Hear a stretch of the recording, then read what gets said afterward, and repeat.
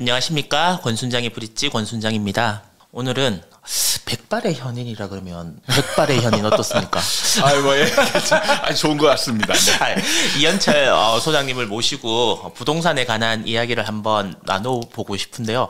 이번에 진짜 올해 2023년의 부동산 그리고 앞으로의 부동산 어떨지 한번 천천히 여쭤보려고 그러는데 네. 제가 이제 소장님 만나 뵈려고 여러 가지 영상이나 자료를 찾아보다 보니까 네.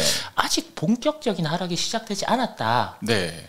라는 톤으로 이제 말씀을 많이 하셔서 거기에서 많이 내렸는데? 네. 라는 생각이 저는 들더라고요. 그럴 수 있죠. 예, 왜 그렇게 주장을 하시는 건지. 그 부동산이 참 주식하고도 좀 다른 부분이 네. 많고 비슷하기도 하고 예. 이런 부분이 있는데 일단은 대중 심리로 움직인다는 부분은 아마 비슷할 거예요. 네. 비슷한데 이제 주식하고 좀 다른 부분이 주식은 좀 뭔가 시세를 조작이나 조정할 수 있는 세력이 어느 정도 있고 기관이 있다 뭐 이런 얘기도 그렇죠. 하죠. 예. 네. 그다음에 개미들은 이제 보통 그 세력이 만들어 놓은 차트를 추종하는 그런 세력인데 부동산은 세력이 없어요. 그런 거 있잖아요. 관광버스 타고 우르르 와서. 그건 세력이 될 수 없습니다. 그게 뭐냐면 물론 뭐 우리가 생각하는 세력과 시장을 조정할 수 있는 세력이 좀 다른데 네. 저는 이제 제가 말씀드리는 세력이라는 거는 시세를 조작하거나 조정할 수 있는 그러니까 추세를 돌릴 수 있는 그런 세력을 의미하는 거고 조 단위의 금액을 써도 그 시장을 돌릴 수 없는 부분이 왜냐하면 부동산은 금액도 훨씬 크고 예, 맞습니다. 그 다음에 범위가 훨씬 넓고 동일하게 움직인다라는 특징이 있는 거예요. 그러니까 제가 이제 부동산 시장을 얘기할 때는 서울, 수도권, 인천 이걸 포함한 지역이 한 시장이거든요. 네네. 이 한 시장을 동시다발적으로 분위기를 돌리려면 어느 한 지역, 뭐 강남만 뭐 산다라고 해서 강남이 올라가면 그렇게 계속 올라가고 다른 시장을 돌릴 수 있냐? 그게 아니거든요. 그러니까 전체적으로 다 움직일 수 있는 상황이 만들어져야 돼요. 그게 어려운 점입니다. 네네. 그래서 저는 대중심리가 우리나라 부동산 시장에 아주 근간을 이루고 있다. 이 부분을 이제 강조하는 거고요. 네. 이 대중심리의 특징은 한번 방향이 정해지면 여간해서 방향을 틀지 않습니다. 이야기를 하시는 분들이 계시더라고요. 그러니까 하락론자들 중에서도 네. 생각보다 금리가 너무 가파르게 올라서 집값 하락도 되게 가팔랐다.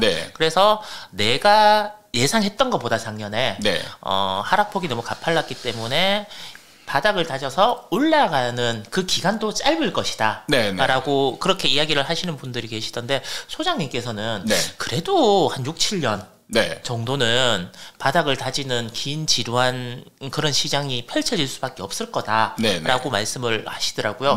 그런 왜 그렇게 생각을 하십니까? 아까 제가 말씀드린 대중심리라는 특징에서 기인을 해서 바닥권에서 올라가려면 누군가 사서 올라가는 일이 굉장히 어려워요.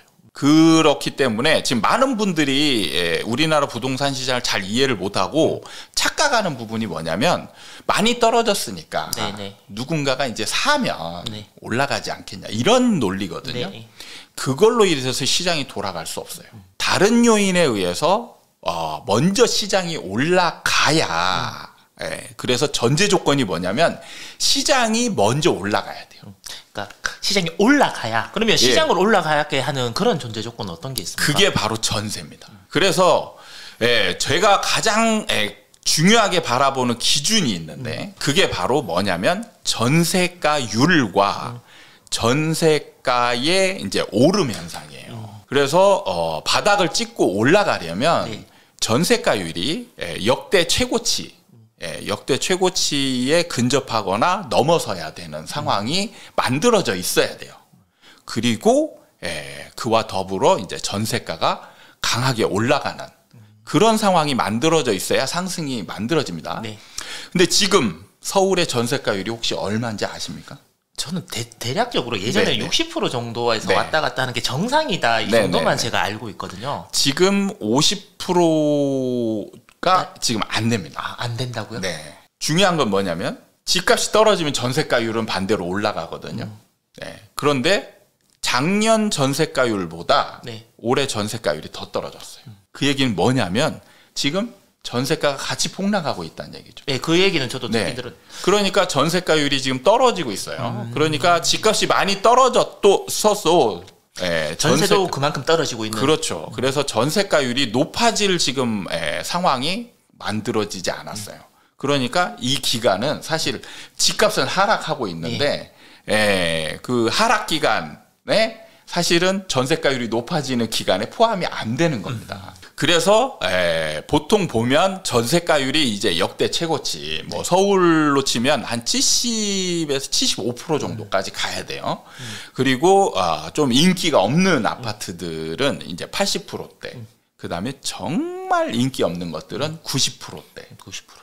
그게 만들어져야 그때부터 이제 전세가가 올라갈 때 매매 시장을 자동적으로 올려주게 되는 상황이 만들어지거든요. 그러면 좀 이제 투자의 관점으로 보면 갭 투자라는 걸 생각할 수 있을 때 즈음이 돼야. 그렇죠. 갭 투자가 이 정도면 진짜 미쳤다. 뭐 무피 투자도 나오고 막 이런 상황. 그런 상황이 다시 만들어져야 이제 본격적으로 올라가는 상황이 만들어지는. 그렇게 말씀을 하시니까 저는 이런 생각이 들거든요. 야, 이제 그런 세상이 올까? 네. 안 올 것 같은데. 그게 항상 그 시장을 대하는 시장 참여자들이 항상 이번 장은 달라. 항상 이렇게 얘기하시잖아요. 주식도 똑같습니다. 이번엔 다르다. 근데 똑같아요, 진짜로. 똑같이 반복되는 게 우리나라 상품을 잘 이해하면 똑같이 반복된다라는 거를 완전히 사실 예상하기가 되게 쉽거든요. 근데 그거를 잘 안 하시니까 이제 그런 생각이 드는 거예요. 그러니까 전세가 제가 좋다라고 계속 강조했잖아요. 집값이 떨어지면 사람들은 이제 집을 사지 않고 자꾸 임대를 선택하게 돼요. 그리고 투자자들도 집을 안 사고 전세를 놓지 않고 이제 월세를 놓으려고. 그렇죠. 그럼 임대차 시장에서 전세 공급은 줄어들고 전세 수요가 늘어나게 돼요. 그러면 매매가는 계속 투자자들이 집을 더 안 사고 무주택자도 집을 안 사요. 그럼 당연히 집값 떨어지겠죠. 집값 떨어지니까 집값은 계속 내려가는데 어느 정도 집값이 떨어지게 되면 이제 임대차 시장에서 굉장히 많은 변화가 일어나요. 공급은 줄어들고 수요는 늘어나는 그런 상황. 그러면 당연히 임대차 시장에서는 전세가가 올라가겠죠. 그러면은 위에서는 떨어지고 밑에서는 올라오고 그럼 딱 붙는 거예요. 저도 신문에서 오늘도 보고 왔거든요. 대출을 이제는 뭐 금리를 나라에서 뭐 특례로 해서 특례 보증. 근데 저는 뭐 4%대라고 신문 나오는데 사실 그거 5%대라고 보는 게 저는 맞다라고 보는데 그리고 최장 50년까지. 그게 과연 싼 건가 이런 생각도 들면서 여러 가지 그리고 주택을 보유하는 데 있어 갖고 뭐 한시적인 이주택자들한테 3년 동안 유예시켜 주고 뭐 이런 부분들 그래서 매매가 좀 이루어진다. 그래서 온기가 좀 돈다. 이런 신문 기사들이 지금 나오고 있거든요. 그러면 지금 급매로 나왔던 물건들이 매매가 이루어지면서 급매가 들어가고 지금 매도가 안 일어나고 있는 이 상황이면 여기가 바닥 정도쯤 아닐까? 라고 하는 뉴스들이 많이 나오고 있는데 어떻게 생각하십니까? 그거는 온기로 끝나요. 온기. 다시 이제 냉방으로 또 들어가나요? 그러니까 지금 몇 사람이 움직이고 있는 게 워낙 이제 그 거래량도 적고 뭐 급매물도 사실 많지는 않거든요. 그런 게 소진되는 게 이제 좀 눈에 보이는 거죠. 근데 제가 강조하는 부분이 뭐냐면 이런 일부의 이런 행위로 인해서 시장을 돌릴 수 없어요. 절대 없습니다. 그러면 거래량이 좀 어느 정도 회복이 되거나 이러면 그게 또 이렇게 상승 아니면 바닥을 다지는 신호라고 볼 수도 있지 않을까요? 그 부분은 또 다른 게 그 시장 상태에 따라서 거래량이 그 나타내는 지표나 이런 게 좀 달라요. 그러니까 우리가 또 많이 착각하고 있는 게 거래량이 늘면 뭐 상승 신호다. 얼마만큼 늘면? 예전 평균 뭐 서울 기준에 요즘 뭐 1000건도 안 되는 그런 거래 말고 서울이 이때까지 뭐 평균 뭐 몇천 건이 됐으면 그 정도가 되면 정상 시장 아니냐? 그게 아니에요. 그게 아닌 게 거래량에서 사실 그 상승이나 이 시장을 돌리려고 네. 이렇게 한다라면 뭐가 필요하냐면 이 안에 거래량의 숫자가 중요한 게 아니고요. 어떻게 보면 질적인. 예. 그래서 제가 적극성이라는 표현, 이거를 어떻게 뭐 정량화하기도 참 어렵고 해서 적극성이라는 표현을 하고 있는데, 매수자의 적극성이 늘어난 거래가 늘어나야 상승이 되는 거예요. 근데 하락장에서는 네. 거래량이 늘더라도 매수의 적극성은 제자리인데 네. 매도의 적극성이 늘면서 거래량이 느는 경우들이 많아집니다. 그러면은 상승으로 가는 게 아니고 오히려 하락폭이 더 커지는 상황이 만들어져요.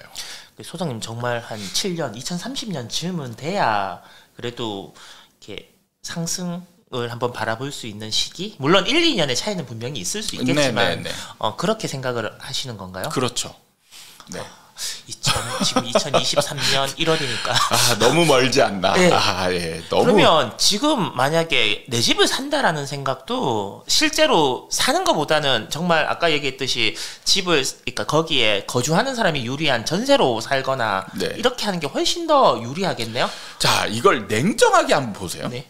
집을 사는 게 왜 집을 사려고 할까요? 주거의 안정성, 마음이 편안하지 않습니까? 네. 내 집이 있다는 거. 단순히 마음이 편안한데 손을 잃어요. 그럼 마음 편안할까요? 아니죠. 물론 이렇게 재산도 올랐으면 좋겠죠. 그러니까 뭐냐면 두 가지가 만족을 돼야 돼요. 재산을 잃지 않거나 늘어나는 상황이 만들어져야 되고 그다음에 주거 안정성도 네. 꾀야 되고. 그럼 이거를 둘 다 만족하는 게 시장별로 달라요. 네. 네. 그래서 하락장에서는 내 재산을 지키면서 주거 안정성이 훨씬 높아지는 상황이 바로 임대예요. 지금은 왜 그럼 사람들이 자꾸 집을 사려고 하느냐? 그건 뭐냐면 상승의 잔재가 남아있기 때문에 그래요. 네, 조금만 지나면 이제 사라 해도 안 사요. 네, 제가 장담합니다. 진짜로 거짓말 하나도 안 하고 적어도 지금부터 한 2년 정도 지나잖아요.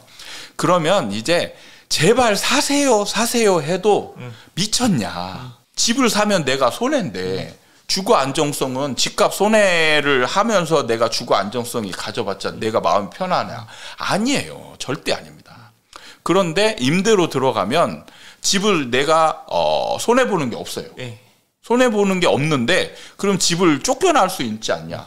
쫓겨나지도 않아요. 임대인이 오히려 제발 남아주세요 라고 부탁하는 상황이 벌어져요. 그러면 주거 안정성도 꾀하는 겁니다. 약간의 이제 주인이 혹시 나가라고 하면 어쩌나 이런 이제 약간의 불안감 이런 거는 존재할 수 있지만 임대를 하면서 이런 것 정도는 이제 감수하는데 이게 감수할 만한 게 내가 재산상 손실이 없다는 거. 그렇기 때문에 이게 바로 우리나라에만 있는 전세 제도의 특징 때문에 강하게 사람들이 몰리는 현상이 생기는 거예요. 그러면 지금 경매 시장이나 이런 데에 뛰어들 필요도 없겠네요? 저는 필요 없다라고 생각을 해요. 왜냐하면 앞으로 지금 경매 가격보다 더 떨어진 경매 가격 나와요. 네, 충분히 나옵니다. 네. 그러면 이거 공부는 하되 지금으로서는 네. 그러면 청약도 사실 큰 의미가 없을 것 같고요. 청약 의미가 없죠. 지금 청약을 넣는 사람들이 그러니까 중요한 건 뭐냐면 내가 산 가격이 지켜져야 최소한 지켜져야 좋은 상황이죠. 그리고 지켜지더라도 이게 여기에서 재산상의 손실이 발생하지 않느냐. 발생해요. 지켜줘도 발생하는 겁니다. 내가 들어간 돈이 있잖아요. 그렇죠. 이자가 나가야 되고. 그래서 재산상 손실이 발생하느냐 안 하느냐를 따져보고 들어가야 되는 거죠. 그런데 하락장에서는 지금 들어가는 가격이면 무조건 손실이 발생하는 구간. 이제 뭐 청약 얘기가 이제 나왔으니까 제가 지방에서 계속 살다가 수도권으로 이제 온 지가 이제 뭐 횟수로 이제 몇 년이 안 돼서 그런지 지방에 있는 분들이 많이 있거든요. 그러니까 어떤 얘기를 하시냐면, 야, 역시 서울 살아야 돼. 그 이유는 뭐냐면, 아니, 서울에 저 둔촌 주공인가 저거, 지방 사람이면 어디 붙었는지도 잘 모르겠는데, 저 집값 떨어질까봐 뭐 대출도 뭐 풀어주고 지방은 죽어나가도 쳐다보지도 않고 이런 이야기를 하거든요. 혹시 이 둔촌지공이라는 물론 이제 아파트 이름은 다른 걸로 제가 알고 있습니다만은 이 아파트가 지금 가지고 있는 상징성 왜 요때 뭐 일반 그 이제 그 계약을 할 때쯤 제도를 풀어주고 이런 현상들이 왜 일어나는 건지 그런 것들도 좀 설명을 좀 해주시고, 물론 이거 채널을 보시는 분들 중에는 이쪽 워낙 전문가들도 계시겠지만 아니, 뭔데 저게 이렇게 얘기하시는 분도 계실 거거든요. 여기서 착각하시면 안 되는 게 둔촌주공 뭐 세대수가 크고 이렇기 때문에 지금 정부가 살리려고 하는 게 아니에요. 그래요?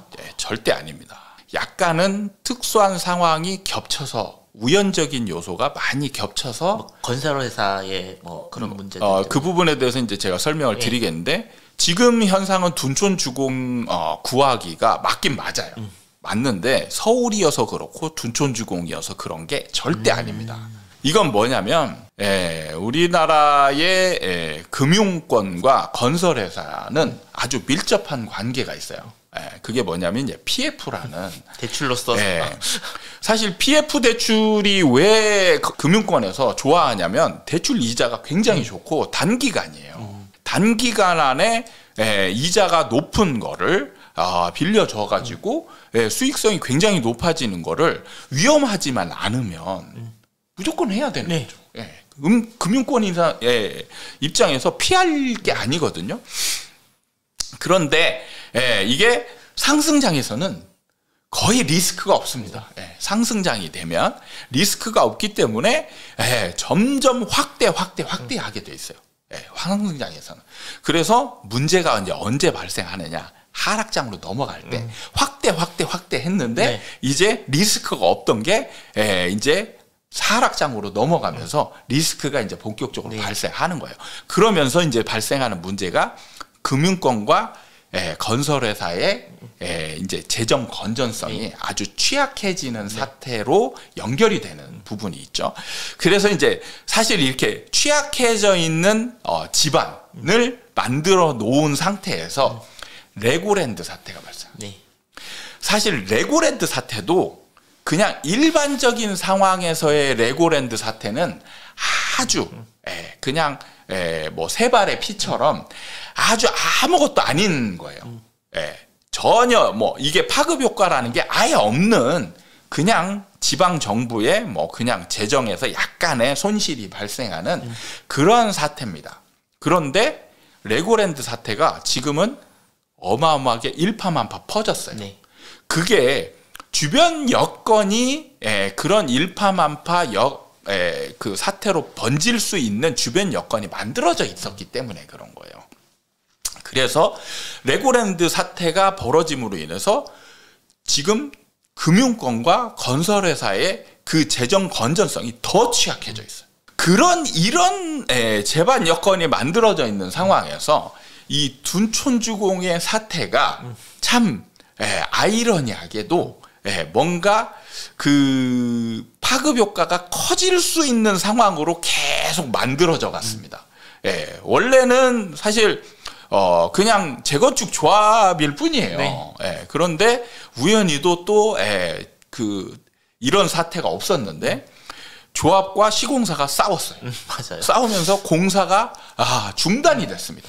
중단이 되면서 또 발생하는 문제가 뭐냐면 비용이 발생하죠. 크레인 막 철수한다. 이게 비용이 발생하지 않아야 될 부분이 비용이 발생을 해버린 거예요. 그래서 이제 조합이 급해진 거죠.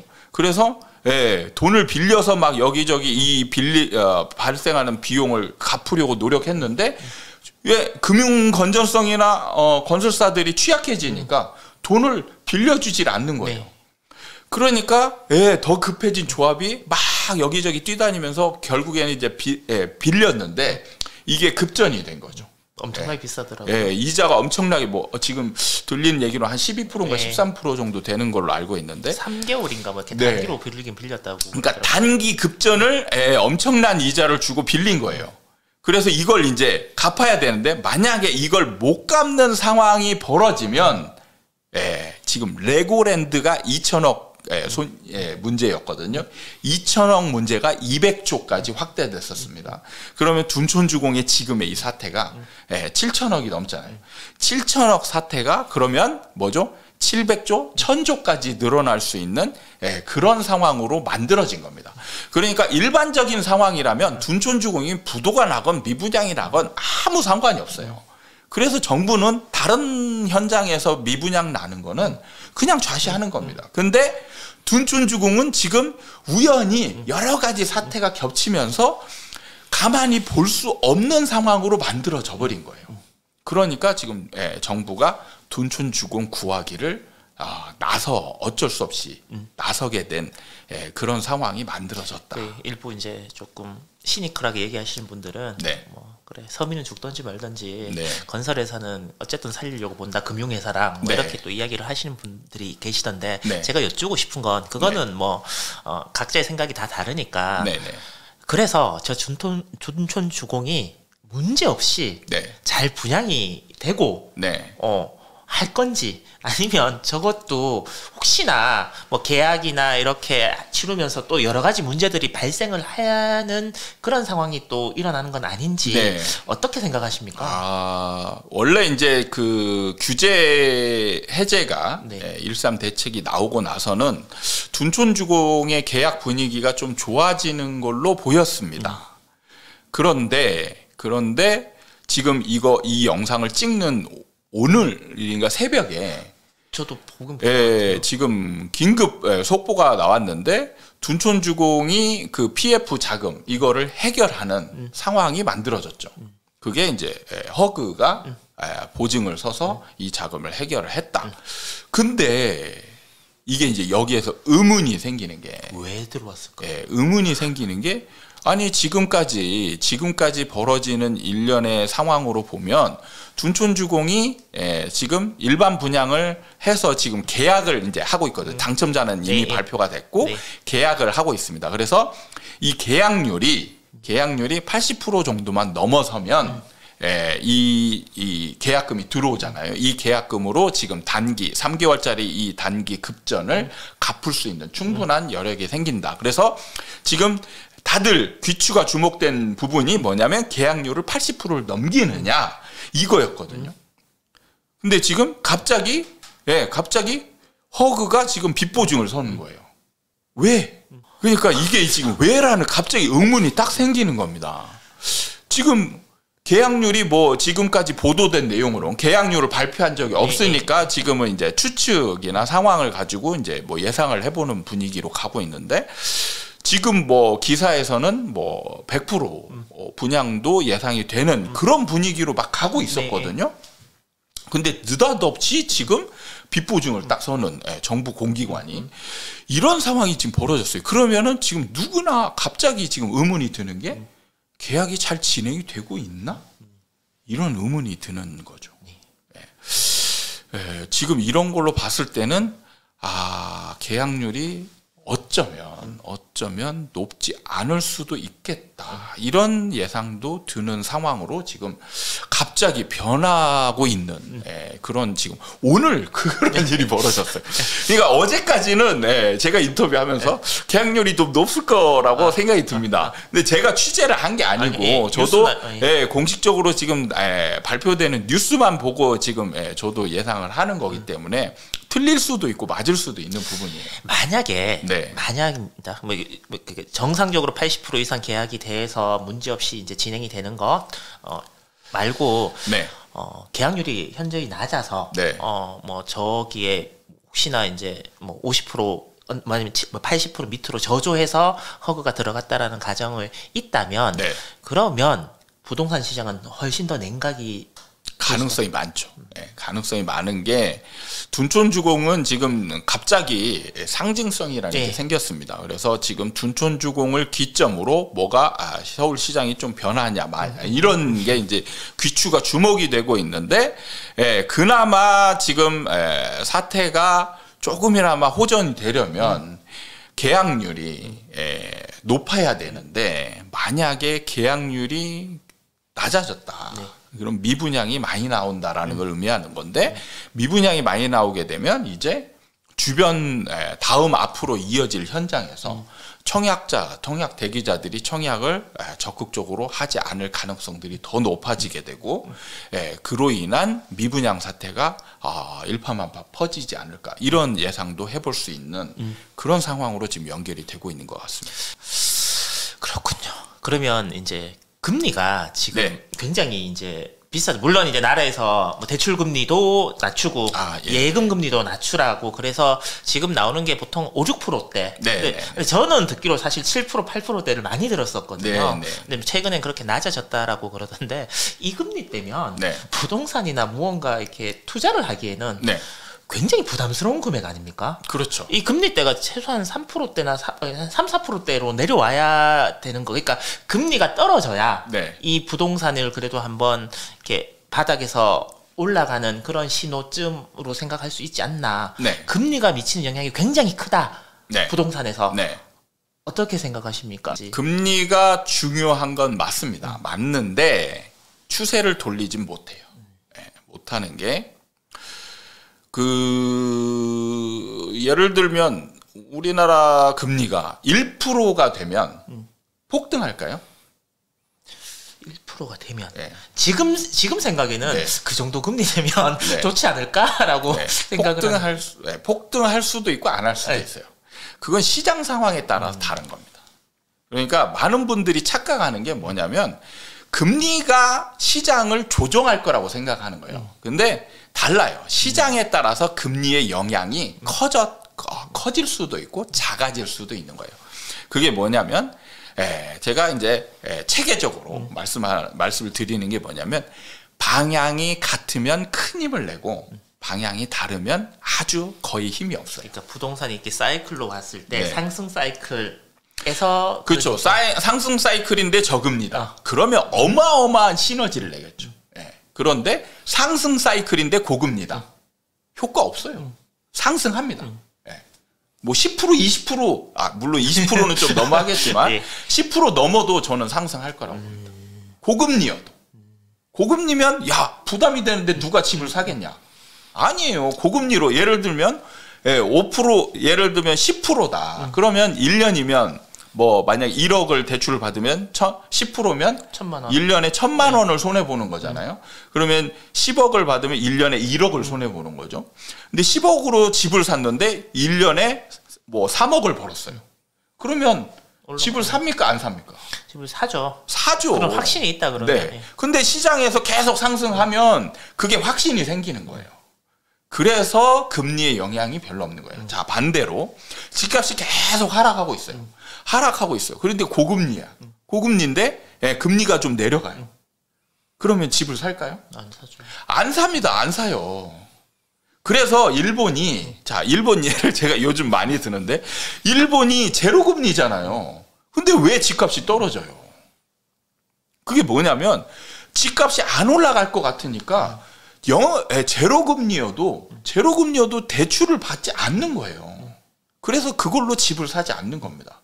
중요한 건 뭐냐면 집값이 올라가냐 내려가냐 그리고 금리의 영향보다 훨씬 더 많은 수익이 생기느냐 안 생기느냐. 근데 우리나라는 외국의 부동산하고 달라요. 움직이는 폭이 월등하게 큽니다. 커요. 상승장 때는 어마어마하게 올라가고 하락장 때는 또 어마어마하게 빨리 떨어져요. 그러다 보니까 금리가 변하는 거에 크게 영향을 주지 않아요. 그러면 우리나라가 상승폭이 크다는 건 우리나라 사람들이 집에 대해서 가지는 생각이 이제 다른 나라와는 분명히 다르다라는 건 인정을 해야 되겠다, 맞죠? 그렇죠. 엄청 달라요. 그러니까 저는 사실 저도 스스로 이렇게 막 물어보거든요. 그래, 집은 내가 편하게 사는 것이지. 그러니까 살아야지. 그걸 사서 막 그거 아니다라고 하지만 집값 오르면 뭐요? 친구들 만나서 밥도 사주고 기분 막 좋고 그게 또 자연스럽고 제 주변이 다 행복해요. 근데 집값이 떨어지면 다 뭐예요? 다 뭐 그래 뭐 잘 지내재 하면서 설 때 얼굴이나 한번 보자. 뭐 그게 이제 다거든요. 그래서 거의 대부분 그러면 그렇게 따지면 진짜 우리나라 사람들은 다 부동산 뭐 투기꾼이란 표현인 거죠. 투자자라고 봐도 되는 건가요? 저는 그렇게 보고 있습니다. 주거용으로 집을 사는 사람 저는 거의 없다라고 봐요. 그리고 물론 있습니다. 근데 그 사람들은 시장에 영향을 주지 않아요. 왜냐하면 옛날에 사서 지금까지 20년 동안 집을 살고 있어요. 이 사람은 시장 참여자가 아니에요. 집을 내놓거나 팔거나 아무것도 안 하잖아요. 행동을 안 하고 있는데 어떻게 시장 참여자가 됩니까? 시장에서 수요 공급자가 전혀 아닌 거예요. 이 사람은 사람이지만. 그래서 시장에서 지금 사고 팔고 하는 사람들은 지금 뭐냐? 유일하게 다 거주 목적이 없이 시세 차익 목적으로만 사고 팔고 하는 목적으로 귀결되어 있어요. 보통 이거 보시는 분들은 네. 나는 아니다라고 본인한테 거짓말을 하는 겁니다.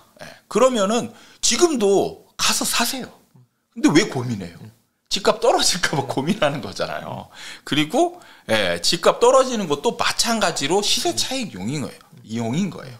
그러니까 집을 내가 살고자 하는 그 생각보다 목적보다 집값이 떨어지냐 올라가냐가 더 우위라는 거예요. 그것이 좌우한다는 겁니다. 그래서 항상 여러분들은 이미 정해놓은 거를 주변 사람들한테 엄청 물어봐요. 그 물어보는 이유가 뭐냐? 올라갈 거냐 떨어질 거냐? 이걸 물어보는 거예요. 이 집이 좋냐 나쁘냐를 물어보는 게 아니에요. 나한테 맞냐 아니냐. 본인이 더 잘 알죠. 그걸 왜 물어봐?